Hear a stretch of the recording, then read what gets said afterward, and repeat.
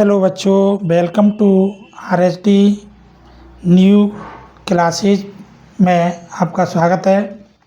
आओ हम आज बच्चे LCM और HCF के बारे में समझते हैं।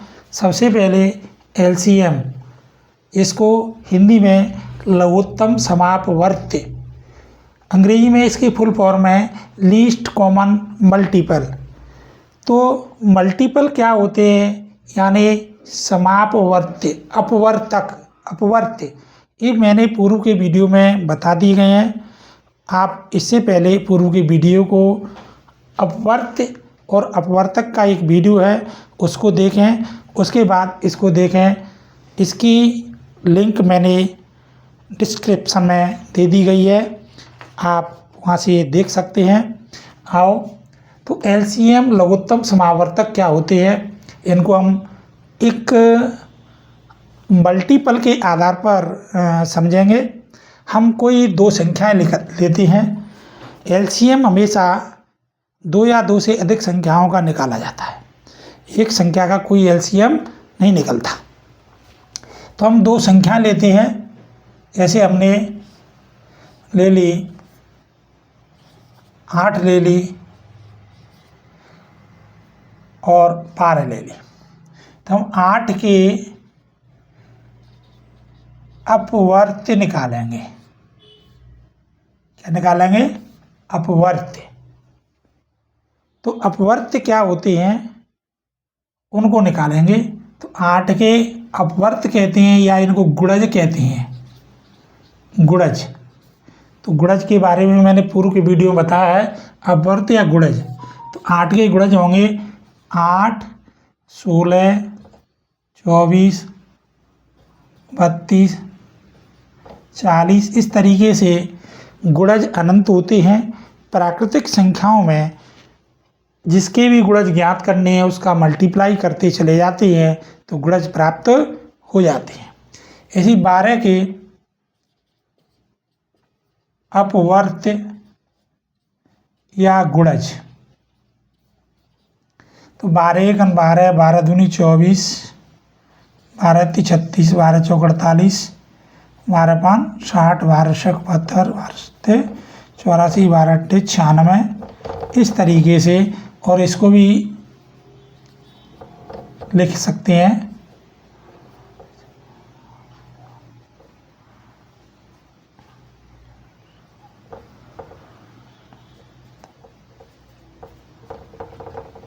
ऐसे। तो यहाँ पर देखेंगे लीस्ट, अब इसमें कॉमन मल्टीपल है, यानी मल्टीपल कह दो या अपवर्त कह दो। तो इनमें कॉमन कौन कौन से मिल रहे हैं, इसमें ये मिल गए। इसके बाद 36, 48 मिल गया। उसके बाद और भी मिलेंगे 12 96 और आगे को मिलेंगे अपने इस तरह के मल्टीपल गुणज। तो इसका मतलब जो हुआ कि लीस्ट माने सबसे छोटा, कॉमन, दोनों के गुणजों में मल्टीपलों में जो कॉमन होगा, सबसे क्या होगा, कॉमन, और सबसे छोटा। तो इन दोनों में कॉमन तो जो बहुत सारे और आगे मिलेंगे, लेकिन हमें सबसे छोटे वाले कॉमन जो दोनों में मिल रहा है उसको लेना है, वही हमारा LCM होता है। तो अतः LCM बराबर हो जाएगा हमारा 24। तो ये गुणज विधि से है। गुणज निकालने के बाद इसको समझना बहुत ज़रूरी है। कंपटीशन में इन चीज़ों के बारे में बहुत आता है पेपर में। अब हमको छोटी क्लासों में निकालने का तरीका दूसरी विधि भी है। जैसे 8 को ऐसे निकालते हैं, इनके LCM इस तरीके से भी निकालते हैं, एक साथ भी निकालते हैं, अलग अलग भी निकालते हैं।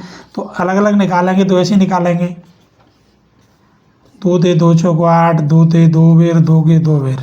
तो 8 के हमने यहाँ लिख लिए 2 गुणा 2 गुणा 2। इसी तरह 2 12 के करेंगे तो 6, 2 दे 3, 3 दे 1, यहाँ 12 के लिखे 2 गुणा 2 गुणा 3। तो यहाँ LCM निकालेंगे तो कैसे निकालेंगे, जो इनमें कॉमन होगा, कॉमन कहता है ना, कॉमन तो दोनों में मिलेगा, उनको एक बार ही लिखेंगे।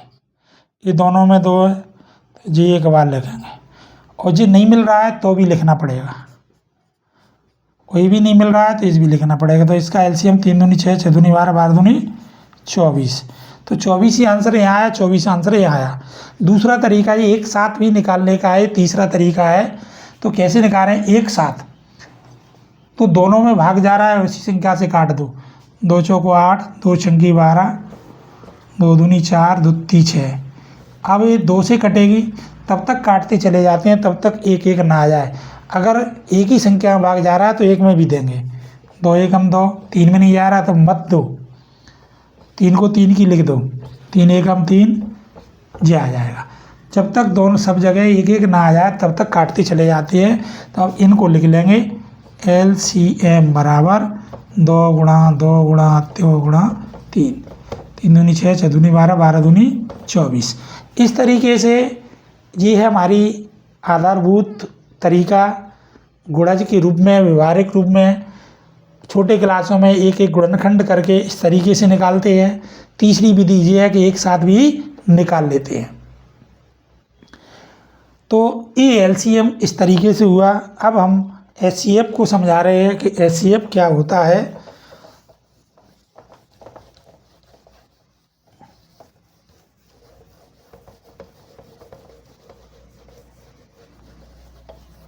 एचसीएफ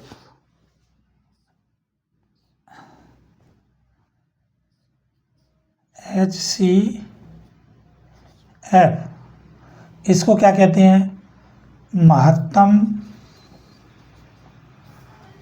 समापवर्तक। हाँ में वर्तक है, हाँ में अपवर्त होता था। इसकी फुल फॉर्म है हाईएस्ट कॉमन फैक्टर।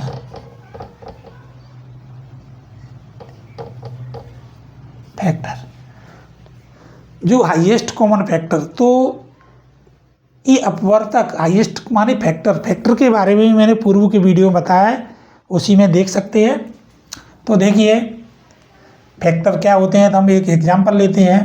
तो संख्याएं लेंगे, जैसे पहले पूर्व में ली 8 और 12, ये ले लो। तो 8 के फैक्टर माने अपवर्तक क्या होंगे, या इनको गुणनखंड भी कहते हैं। गुणनखंड क्या कहेंगे, गुणनखंड। 12 के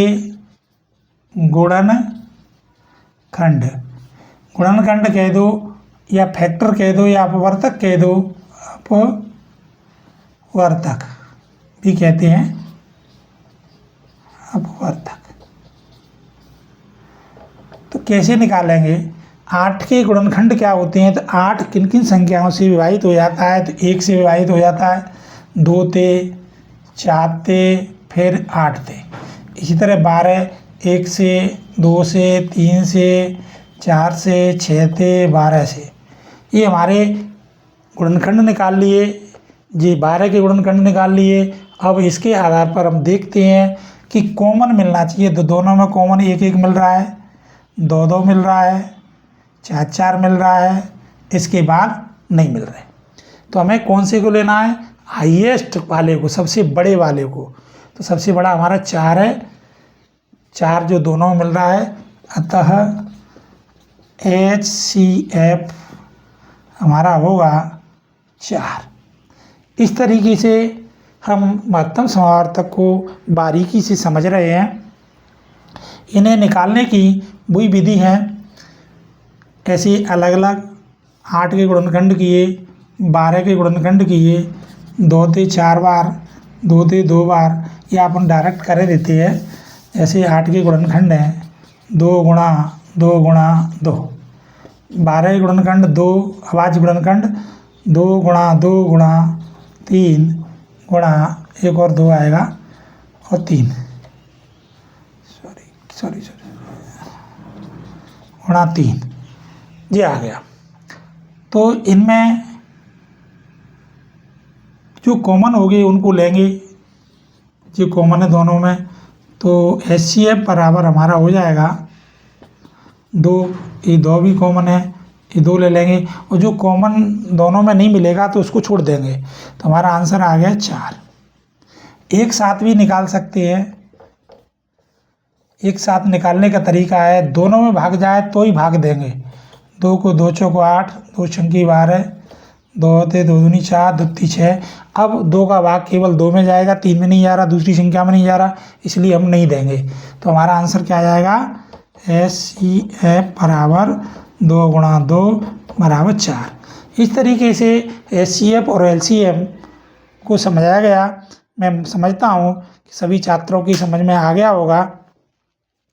तो और एक और है, इसमें थोड़ा सा ये देखते हैं कि गुणनखंड विधि में इनको ऐसे भी लिख सकते हैं, तो कि 2 पे घात 3 बराबर 2 पे घात 2 इंटू 3।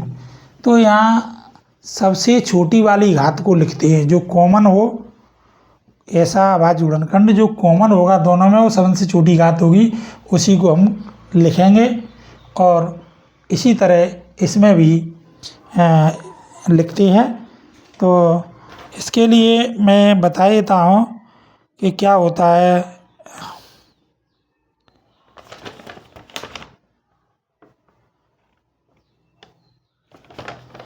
कि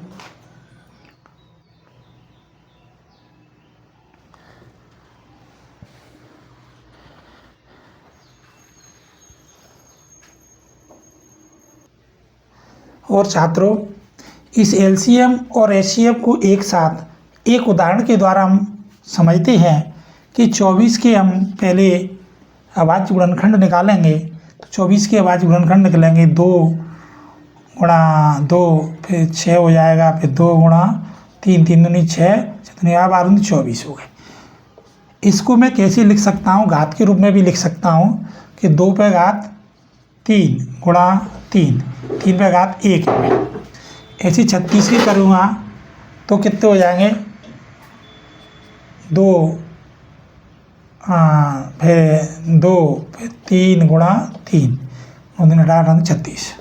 तो यहाँ 2 2 के बार है 2 बार, 3 के बार है 2 बार। हमने इनको घात के रूप में लिखा। तो SCF का मतलब क्या है, LCM का मतलब क्या है, इनकी परिभाषा में निकालते हैं। तो LCM, तो LCM कौन सा होगा, LCM हमारा वो होगा जो सबसे बड़ी घात वाला। कौन सी सबसे बड़ी घात लेंगे, तो 2 पे घात 3 गुणा, इसमें भी जी 2 2 आधार है, 2 2 इन पे घात सबसे बड़ी क्या है 3, तो बड़ी घात वाले को लेंगे। और इधर 3 में भी घात कौन सी है 2। तो हमारा LCM कितना हो जाएगा हमारा, ये इसका कितना आ जाएगा 8 और 9, तो 72 हो जाएगा। HCF में क्या करेंगे, HCF में सबसे छोटी वाली घात को लेंगे। तो 2 गुणा 3 पे घात 1, तो ये 4 इंटू 3 बराबर 12। तब इनकी परिभाषा क्या हो जाएंगी, LCM की परिभाषा इसी से समझेंगे हम। तो देखिए यहाँ से संख्याओं के प्रत्येक अभाज्य गुणनखंड, तो ये होता क्या है LCM, जो संख्याओं के प्रत्येक अभाज्य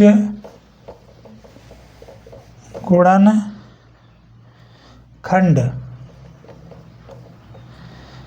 की सबसे बड़ी घात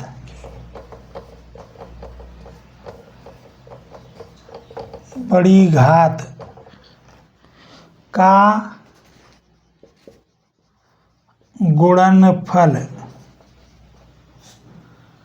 होता है। तो यहाँ से हमें पता पड़ रहा है कि संख्याएं हमारी 24 और 36 के प्रत्येक अभाज्य गुणनखंड का, तो इसके अभाज्य गुणनखंड क्या है 2 और 3। अभाज्य गुणनखंड तो 2 और 3 ही है। तो प्रत्येक अभाज्य गुणनखंड की सबसे बड़ी घात, तो सबसे बड़ी घात क्या है, 3 घात का गुणनफल, तो सबसे बड़ी बड़ी घातों को ले लेंगे फिर उनका गुणनफल माने गुणा करके आंसर निकाल देंगे, वही हमारा एलसीएम होता है HCF।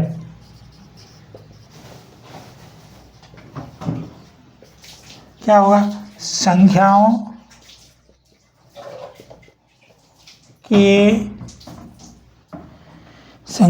के प्रत्येक उभयनिष्ठ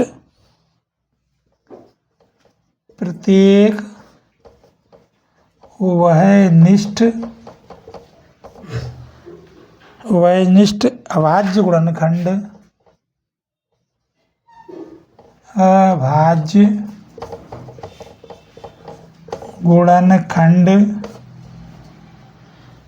की प्रत्येक अभाज्य गुणनखंड की सबसे छोटी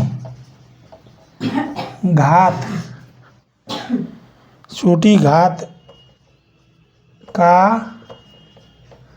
गुणनफल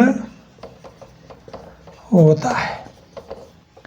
इस तरीके से हमारा समझ में आ गया है कि संख्याओं के प्रत्येक उभयनिष्ठ अभाज्य गुणनखंड, जो उभयनिष्ठ होगा दोनों में मिलेगा उसी को लेना है अभाज्य गुणनखंड की सबसे छोटी घात। तो इसमें मुख्य चीज़ ये उभयनिष्ठ माने कॉमन जरूर लेना है, कॉमन होना चाहिए और सबसे छोटी घात होना चाहिए, उन्हीं को लिखना है और गुणा कर देना है, हमारा HCF आ जाएगा। इस तरीके से हमने LCM और HCF को विस्तार से समझा। छात्रों, आपकी समझ में आ गया होगा मानता हूँ। तो वीडियो को लाइक करें, सब्सक्राइब करें, शेयर करें। आगे की वीडियो में फिर मिलते हैं। जय हिंद, जय भारत।